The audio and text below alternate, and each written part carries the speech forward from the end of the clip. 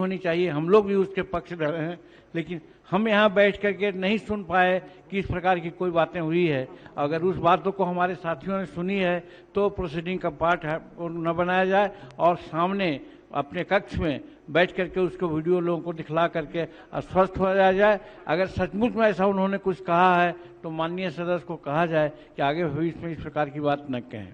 ठीक। माननीय सदस्य स्वर्णा सिंह महोदय, मुझे सिर्फ इतना ही कहना है कि किसी भी बात को लेके उसको बार बार दोहरा के सदन का समय खराब ना किया जाए। थोड़ा सदन चलता रहे शांतिपूर्वक भाव से, सभी के हित में है। ठीक। माननीय संसदीय कार्य मंत्री जी। महोदय, आप बहुत हद तक सही कह रहे हैं, लेकिन हमने जो बातें माननीय नेताओं की सुनी है, उससे जो बात संज्ञान में आई है कि इसमें कोई दो राय तो हो ही नहीं सकती किसी समुदाय विशेष के बारे में कोई आपत्तिजनक टिप्पणी की जाए, किसी खास समुदाय के बारे में, ये बात तो उचित हो ही नहीं सकती है महोदय।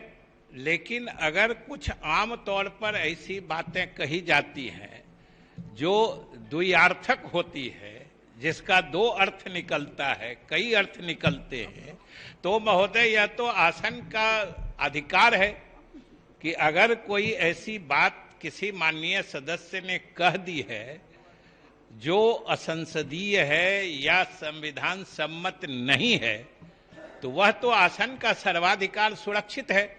आप देख लीजिए, उसको निकाल दीजिए, और इसमें कोई दुराई नहीं है कि सदन के माननीय सदस्य जो कह रहे हैं, सरकार भी सहमत है कि किसी भी माननीय सदस्य को किसी समुदाय विशेष के बारे में कोई भी अभद्र, अशोभनीय या असंसदीय टिप्पणी नहीं करनी चाहिए, जिससे कि सदन में अनावश्यक उत्तेजना फैले।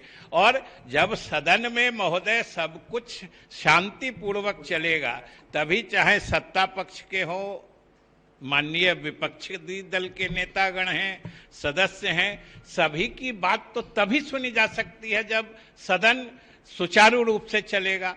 और इसके तो नियामक आप हैं, और आप उसको देख लीजिए, आपका जो भी नियमन होगा सरकार उसके साथ है। फिर आप बैठे बैठे बोलना उचित नहीं। माननीय सदस्यगण, सभी का विचार और भाव है कि सदन चले। व्यवधान उत्पन्न होता है तो आप हम बिल बैठकर ही समाधान खोजते हैं। यही सकारात्मक भाव सदन की खूबसूरती है।